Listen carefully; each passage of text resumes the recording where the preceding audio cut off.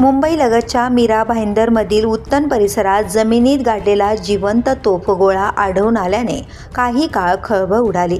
स्थानिक नागरिकांना जमिनीत संशयास्पद धातूची वस्तू दिसल्यानंतर त्यांनी तात्काळ पोलिसांना याबाबत माहिती दिली।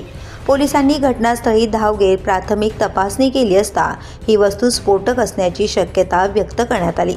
परिस्थितीचे गांभीर्य ओळखून राष्ट्रीय सुरक्षा रक्षक दल अर्थात NSGची मदत घेण्यात आली। सुरक्षा पथकांनी परिसराचा ताबा घेत नागरिकांच्या सुरक्षिततेसाठी आवश्यक उपाययोजना केल्या।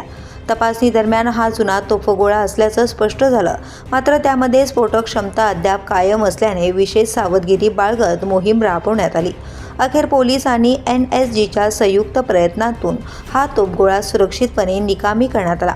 उत्तन, गोराई आणि वसई किनारपट्टीचा परिसर ऐतिहासिकदृष्ट्या महत्त्वाचा असल्याने अशा प्रकारचे जुने लष्करी अवशेष अधूनमधून आढळत असतात।